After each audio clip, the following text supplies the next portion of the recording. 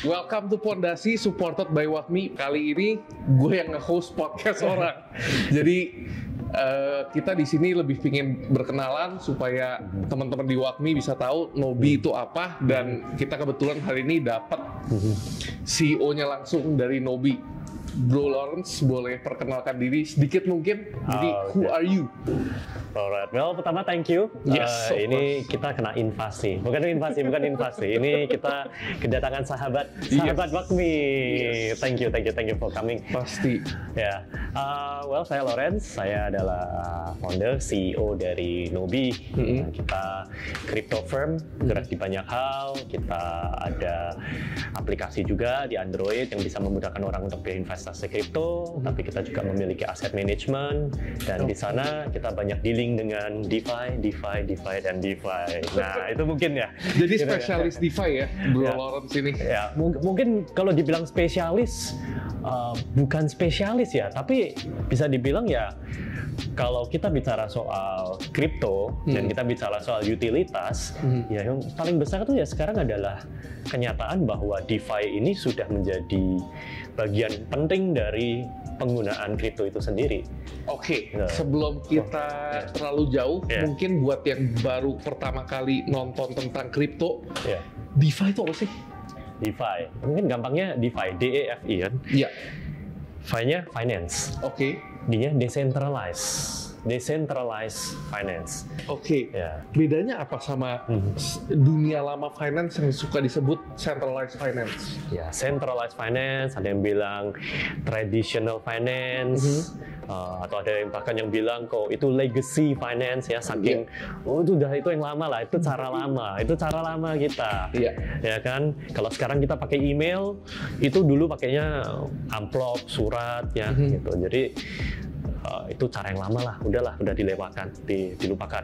Oke. Nah, tapi kalau kita bicara tentang decentralized-nya itu sebenarnya kuncinya sebenarnya di kata desentralisasinya itu. Ya, soalnya lawan katanya sentralisasi itu ya apa yang kita mungkin miliki sekarang, the mainstream way of doing things, di mana semuanya ini tersentral di lembaga, tersentral di negara, tersentral di orang, atau tersentral di apapun itu, ya kan? Ya, dimana di sini peran-perannya ini pun sangat bisa dibilang sangat terkonsentrasi, terfokus. Jadi sebenarnya kalau misalkan kripto itu decentralized finance, kalau exchange kayak Binance gitu bisa dibilang centralized atau decentralized ya? Centralized. Ya? Ya bisa dibilang ya itu centralized, makanya bilang itu CeFi, centralized finance.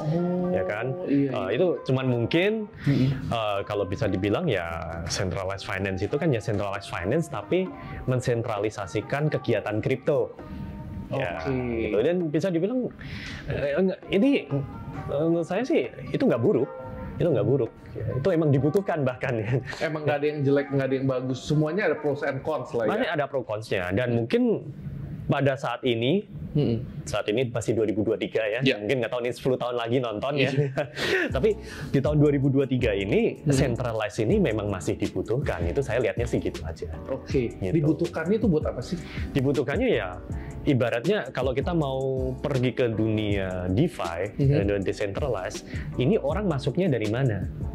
Dari Ya kan? centralized finance. Iya, masuknya mau nggak mau ya duit kita sekarang masih kebanyakan di bank. Betul. Ya kan, mungkin 99.999% itu semua orang ya masih punyanya cuma di bank bahkan, ya kan. Nah, terus dari bank ini kalau mau ke DeFi kan harus ditukarkan. Cara menukarkannya melalui apa? Yang aman, yang orang bisa percaya. Ya mau nggak mau, sekarang solusinya yang ada centralized. Salahnya Nobi lah. Salah satunya Nobi, ya. Banyak teman-teman lain juga ya, yang bagus-bagus juga. Ya. Jadi sebenarnya kalau misalkan kita mempunyai uang dalam bentuk Bitcoin yang DeFi, Ya, kalau kita mau ngeluarin tanpa centralized finance sebenarnya nggak bisa ya? bukan nggak bisa, tapi mungkin nggak boleh. Oh, tapi oke. Ya. Ini buat yang kita menjerumus ke yang gray atau yang dikit. Ya. Emang ada caranya ya kalau misalkan kita mau ngeluarin aset kripto tanpa melewati centralized? Bisa, dan maksudnya justru ini the magic of crypto kan seperti ini. Crypto ini kan dibuat dengan teknologi blockchain. Ya. Dan blockchain ini seperti ibaratnya kita mungkin tahu Android, ya. Android itu sangat open, ya. Orang bisa develop berbagai macam jenis aplikasi dan aplikasi lain bisa saling berinteraksi, ya kan? Sama di kripto ini juga, kripto juga bisa saling berinteraksi secara langsung tanpa perlu ada pihak ketiganya. Iya. Ya. Nah, jadi orang mau tukar-tukaran, orang mau mengirim, orang mau kemudian melakukan berbagai jenis kegiatan menggunakan kriptonya itu secara langsung di blockchain boleh dan bisa banget, ya. Cuma tinggal masalahnya apakah kita percaya, apakah itu diperbolehkan, melanggar hukum atau tidak. Nah, itu kan ada banyak sekali yang sekarang mungkin masih tanda tanya. Oke. Nah, Bro Lawrence kan sebenarnya kalau kita lihat nih, pengetahuannya bisa dibilang luar biasa lah. Mungkin top 1% Indo tentang kripto, menurut saya sih udah pasti ada di sana. Dulu tuh pertama kali, coba kita take a step back sedikit, how did you find out atau pertama kali dengar atau investasi ke kripto tuh dari mana sih? Kalau kripto dulu saya mainnya mining. Oh, mining. Okay. Mining. Bitcoin. Karena dulu kenalnya early 2010-2011, ya. 2010 udah tahu. Udah tahu, dengar. Mulainya dari mining Bitcoin. Ethereum belum ada. Siapa yang kasih tahu kayak begitu? Ya, background saya technical. Jadi background saya dulu programmer, computer science, ya. Oke. Jadi saya dulu tertariknya teknologi. Dari 2010 tuh emang udah belajarnya computer science gitu. Betul. Ya, itu dari dulu sebelum itu ya. Tapi karena memang in the technology world itu kan sebenarnya informasi itu kan bergerak cepat sekali, ya. Jadi dulu kebetulan saya pernah kerja dulu di perusahaan namanya BitTorrent. Tahu nggak BitTorrent? Pernah kerja di BitTorrent. Tahu, itu legendaris. Itu one of the first. Iya. Legend kan, itu legend untuk decentralized file sharing. Yes. Ya. Jadi karena pernah kerja di sana, ada teman-teman juga di sana yang semuanya memang ya namanya memang industri desentralisasi ya. Cuman waktu itu konteksnya adalah file sharing, decentralized file sharing. Yes. Tahu nggak salah satu inspiratornya Bitcoin itu ya adalah BitTorrent protokol itu sendiri. Karena sama-sama desentralisasi kan, cuman kegunakannya beda. BitTorrent dulu bosnya siapa ya? Cohen. Ya. Itu juga yang pernah digosipin kemungkinan Satoshi ya. Salah satunya ya, cuman kemudian kan gosipnya kemana-mana, ada banyak sekali kandidat gitu kan. Kandidatnya banyak lah yang Satoshi Nakamoto. Betul. Tapi sebelum dari ke BitTorrent itu emang your first job is di BitTorrent itu, company itu? Not my first job. Jadi sebelum di BitTorrent juga pernah doing startups, terus juga pernah di Nationwide Financial. Ya, jadi my first job itu juga as programmers dulu itu di perusahaan financial juga. Jadi udah fintech banget lah. Ya, waktu itu belum ada tuh istilah fintech tuh. Oh, nggak ada. Belum ada istilah fintech. Tapi memang ya everything is all about technology kan. Gitu. Cuman itu centralized banget. Di situ saya pertama kali kenalan sama yang konsep namanya insurance, konsep namanya bond, konsep namanya loan, gitu. Borrowing and lending, interestnya itu gimana. Nah, itu semua ada dan itu semua dilakukan secara sentral. Gitu. Jadi tahu tuh di sana kalau everything itu ada pro cons-nya ya. Yes. Gitu. Nah, ini yang saya nggak tahu ya, itu kan many years ago kan gitu. And when Web3 happens, DeFi happens, then it's all like it's coming back full circle lagi nih gitu kan. Ternyata. Jadi abis dari centralized finance, you move to BitTorrent, gain a bit of knowledge about how decentralized file sharing itu bisa.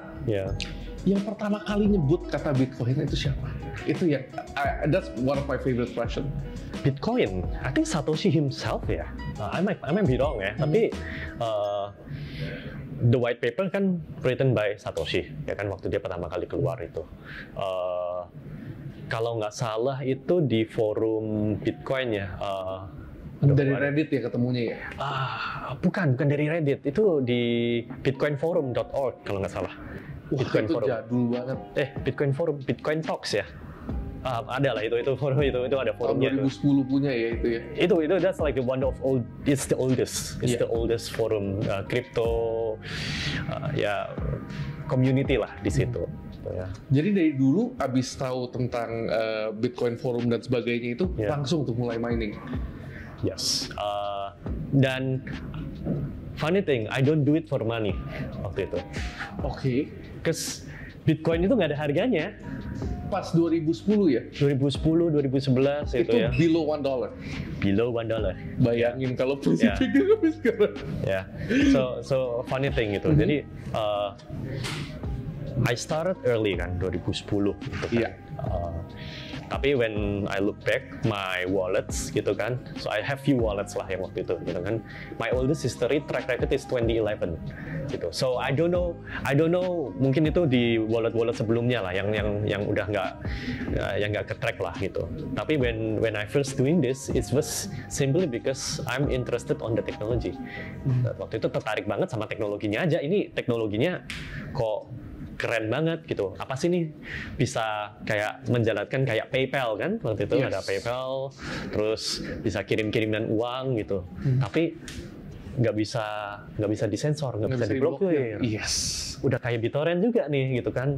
Menarik juga gimana caranya. Kalau PayPal kan zaman dulu mau transfer ke Indo aja kadang-kadang nggak bisa buka website nggak bisa dan sebagainya. Ya, yang penting sampai sekarang juga masih nggak sesmooth itu pembayaran. Ada international barrier lah ya. International barrier is still there.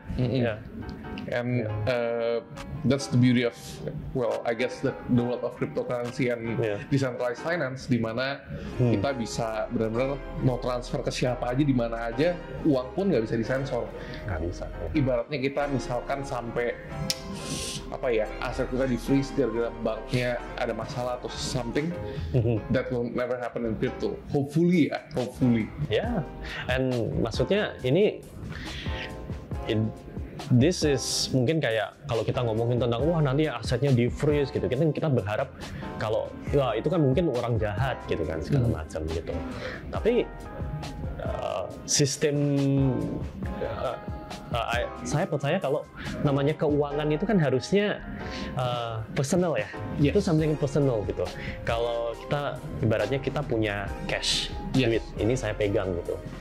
Berhak dong untuk saya mau pakai untuk apapun gitu ya. Maksudnya saya memiliki karena saya bisa pegang gitu. Tapi begitu kita percayakan itu melalui sistem perbankan atau jadi bentuk digital yang tersentralized gitu, mendadak kita lose control. Betul nggak? Kan? Betul. Lu no control gitu. Ibaratnya kayak ya kita berhak untuk mengambil gitu, tapi pihak satunya bisa sewaktu-waktu decided untuk I no longer allow you. Kamu sudah nggak bisa melakukan ini transaksi. Kita kehilangan aksesnya. Bisa saja terjadi. Bisa banget. Nah, kripto ini yang pertama bikin saya sadar kalau namanya kripto ini basically uang tapi digital, tapi kita masih punya full control. Kayak cash tapi digital. Yes, gitu. Betul. Jadi sebenarnya one of the main drivers that you like crypto tuh uangnya lebih berasa aman ya, lebih nggak bisa ada blokir bank, transfer gampang, dan juga you feel like you have complete control of your money. Is that correct? To some degree, ya maksudnya ya itu cash kan dia. This is like cash tapi digital, dan mau pegang duit. Kalau cash mungkin duit 5.000 sama 500.000 aja udah kelihatan beda gitu. Tapi kalau ini kan nobody knows. Oke. Ya, privacy-nya. Yes. Oke, about privacy, that's an interesting point. Jadi kalau kadang-kadang kan ada orang yang ini I'm just picking a random case di mana, for example, even myself, I rename my wallet into mofiman.eth, ya kan? Itu sebenarnya kalau misalnya kita mau ngomong privacy, there was a case di mana FBI sempat nangkep orang yang do illegal stuff online because they can track the wallet. Sebenarnya privacy di blockchain itu, is it truly private atau sebenarnya kalau misalkan orang yang jago namanya on-chain analysis bisa nge-track orang gitu? It's actually trackable. It's actually trackable ya. Of course, ada cara-cara ya untuk bikin itu jadi lebih susah ya kan. Orang ya saya nggak akan ngajarin di sini ya. Tapi intinya sebenarnya ya namanya orang mau ngumpetin ya ada aja kan caranya untuk bersembunyi gitu. Tapi kalau sebenarnya emang orang biasa saja, untuk transaksi biasa saja, sebenarnya apa sih yang mau ditakutin? Ya. Itu mungkin lebih ke arah decision kita sendiri untuk memutuskan ini kita mau open apa enggak.